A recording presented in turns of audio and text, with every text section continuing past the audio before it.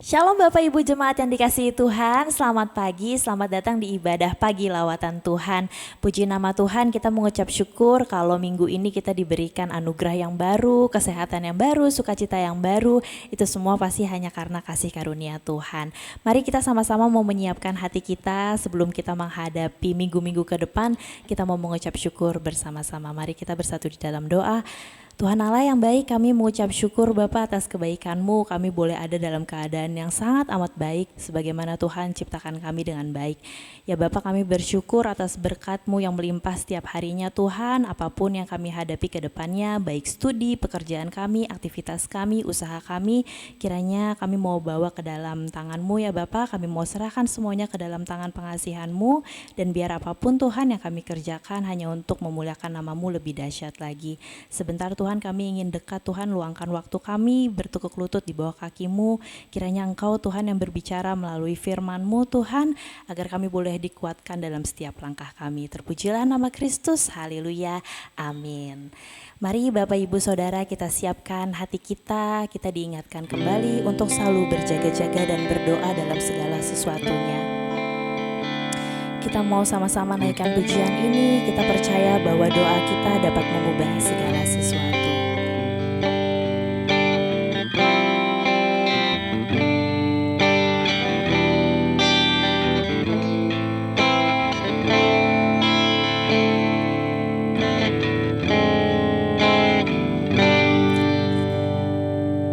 Saat keadaan sekelilingku ada di luar kemampuanku, ku berdiam diri mencari-Mu. Doa mengubah segala sesuatu.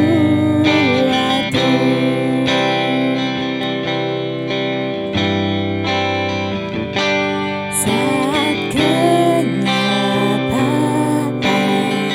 di depanku mengecewakan perasaanku, ku menutup mata memandang-Mu, sebab doa mengubah segala sesuatu.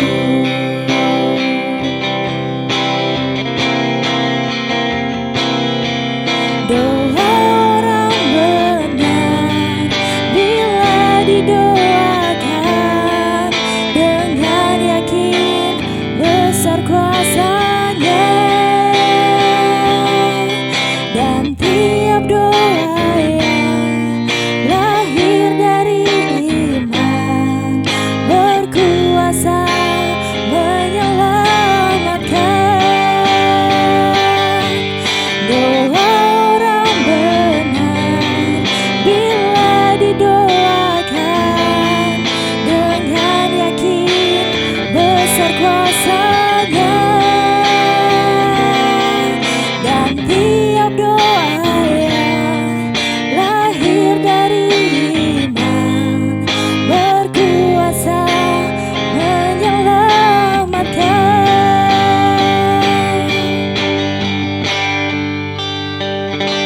Seperti mata air di tangan-Mu,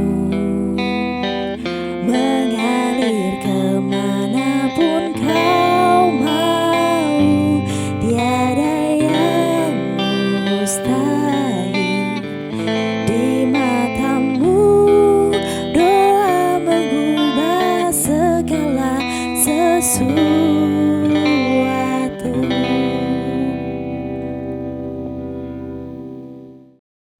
Mari kita satu dalam doa.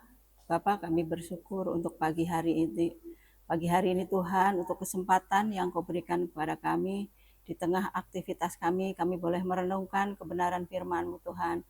Berkati setiap kami yang mendengarkan firman ini Tuhan. Di dalam nama Tuhan Yesus Kristus kami mengucap syukur, haleluya, amin. Salam Bapak Ibu yang dikasihi Tuhan. Pagi hari ini kita akan merenungkan kebenaran firman Tuhan yang diambil dari Markus 14 ayat 38. Saya akan bacakan bagi Bapak Ibu. Berjaga-jagalah dan berdoalah supaya kamu jangan jatuh ke dalam pencobaan. Roh memang penurut tapi daging lemah. Tema renungan pagi hari ini dengan judul berjaga-jagalah dan berdoa. Definisi berjaga-jaga adalah bersikap waspada, siap sedia, tidak lengah atau tidak lalai. Sedangkan makna berjaga-jaga adalah sikap berhati-hati dalam menjalani kehidupan, tidak hanya secara fisik tetapi juga secara roh. Ini berarti menyadari adanya pencobaan dan godaan yang berusaha untuk dan kita berusaha untuk menghindarinya. Di Taman Getsemani, Tuhan Yesus berdoa kepada Allah Bapa, mengajak serta murid-muridnya untuk berjaga-jaga dan juga berdoa. Yesus mengajarkan pentingnya menyadari akan kelemahan manusia atau keinginan daging yang sering bertentangan dengan keinginan roh. Dan kita sangat membutuhkan kekuatan yang daripada Allah. Di dalam 1 Petrus 5 ayat 8 dikatakan, sadarlah dan berjaga-jagalah, lawanmu si iblis berjalan berkeliling sama seperti singa yang mengaum-ngaum dan mencari orang yang dapat ditelannya.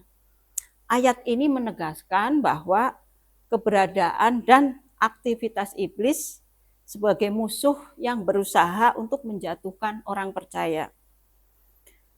Sedikit saja kita membuka celah, iblis akan berusaha untuk masuk. Dengan siap siaga kita dan waspada menjaga serangan dari iblis.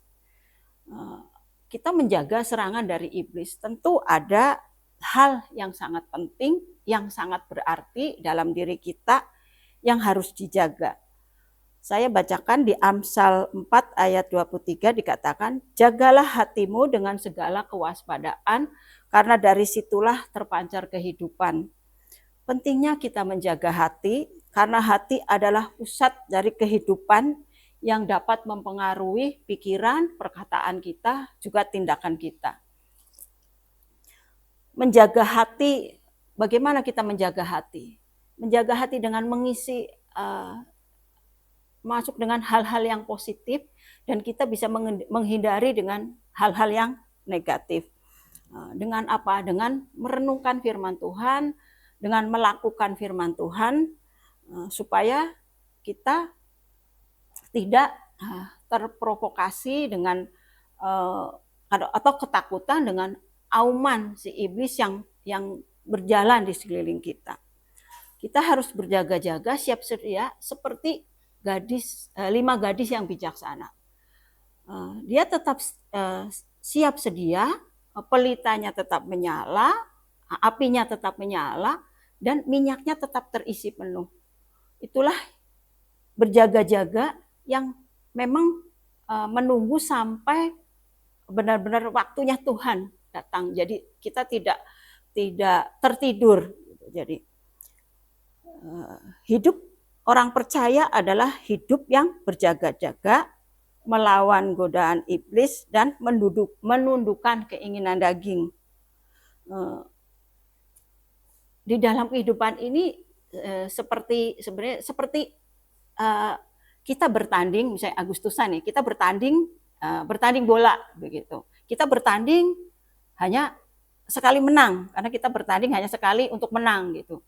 Tapi sebaiknya atau kita dalam menjalani kehidupan ini kita seperti sedang mengikuti liga sepak bola. Jadi liga sepak bola tuh begini, kita terus bermain dengan lawan grup A, grup B, grup C gitu. Dan setiap kita main, kita harus mendapatkan poin, kita harus mendapatkan kemenangan. Untuk apa tujuannya? Untuk kita mendapatkan trofi juara. Jadi tidak lengah, tidak lalai atau tidak berhenti tidak menyerah gitu. Jadi kita berjaga-jaga, siap sedia sampai mendapatkan kemenangan yang didapatkan. Yang poin kedua adalah berdoa. Definisi berdoa, permohonan, harapan, atau permintaan yang ditujukan kepada Allah. Sedangkan makna berdoa adalah berkomunikasi dengan Tuhan, memohon bimbingannya, kekuatannya, perlindungannya dalam menghadapi tantangan hidup. Berdoa seringkali tidak melepaskan kita dari masalah, tapi doa dapat memberikan kita kekuatan untuk menghadapi masalah. Seperti contoh Tuhan Yesus. Tuhan Yesus tetap harus melewati penderitaan yang biasa dikatakan via dolorosa atau jalan penderitaan atau jalan kesedihan. Tapi berkat doa, Tuhan Yesus dapat melaluinya dengan hati yang teguh dan dalam penyerahan dirinya kepada Allah Bapa. Dan mengatakan bahwa biarlah kehendakmu saja yang terjadi, bukan kehendakmu. Inilah contoh yang Tuhan Yesus ajarkan. Saya senang dengan ilustrasi ini. Ini ilustrasi mungkin sudah banyak yang mendengar, tapi saya sangat diberkati dengan ilustrasi ini gitu. Saya sedang berjalan, saya akan berjalan 10 kilo gitu. Tapi baru berjalan 5 kilo, ternyata di depan kita ada menghadang gunung yang sangat tinggi dan sangat besar gitu. Jadi terus apa gitu yang harus kita lakukan? Apakah saya akan menyerah gitu karena melihat tingginya gunung, atau apa saya akan menabraknya? Ya, tentu kalau kita menabraknya kita menjadi hancur gitu. Doa seringkali tidak membuat gunung itu pindah atau lari dari kita, atau masalah itu doa seringkali tidak terkadang tidak, jawabannya tidak membuat masalah itu pergi atau lari, tapi doa memberikan kepada kita kekuatan untuk melaluinya. Dan kuasa doa itu luar biasa, karena doa juga bisa mengubah keadaan, doa juga bisa membalikkan keadaan, karena doa itu bisa menembus waktu, ruang, bahkan tempat. Jadi berjaga-jaga dan berdoa adalah dua hal yang saling berkaitan. Kadang terwujudnya doa seringkali merupakan satu anugerah Tuhan dan usaha kita. Jadi kita tidak hanya berdoa aja gitu tanpa berusaha, demikian juga kita berusaha keras, tapi kalau anugerah tidak diberikan kepada kita, kadang doa juga belum dijawab gitu.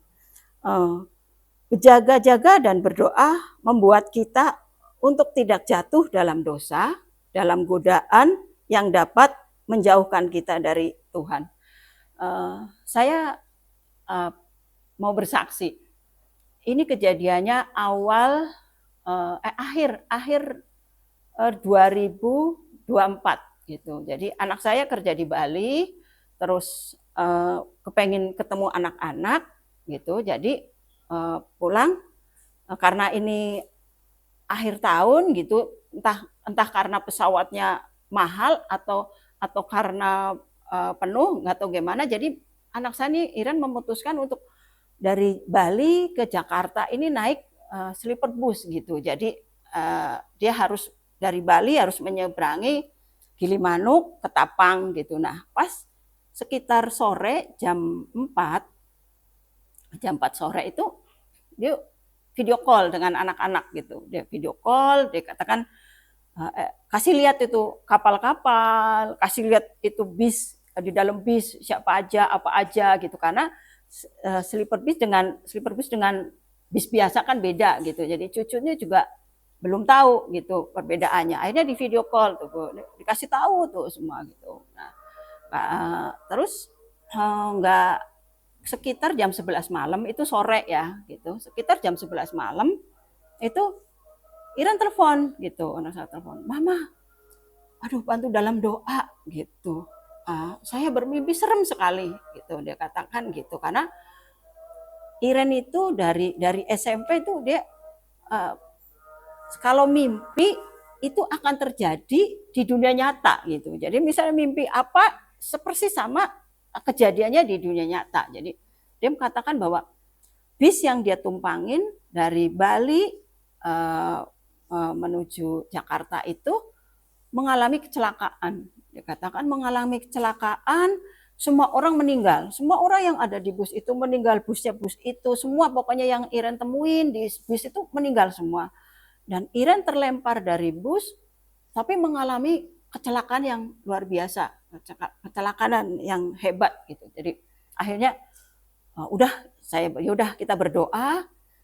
Saya juga bangunin Pak Daniel, ayo kita doa untuk Iren. Saya katakan kita doa karena Iren mimpi sangat buruk, dan saya katakan kepada Iren, kamu perkatakan Mazmur 91 ayat 1 sampai 16 gitu. Dan saya mendapat kekuatannya dari Mazmur 91 ayat 15. Saya bacakan, bila Yohana berseru kepadaku, aku akan menjawab, aku akan menyertai dia dalam kesesakan, aku akan meluputkannya dan memuliakannya. Saya terus karena itu mimpinya yang selalu menjadi kenyataan, jadi saya terus berjaga-jaga. Saya tidak bisa tidur gitu. Saya terus berdoa, pujian, penyembahan, terus gitu. Nggak lama setelah kurang lebih jam 12 lewat gitu, setengah 1 malam itu Iren telepon lagi gitu.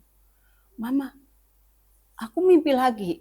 Tuhan bangun doa lagi gitu katanya.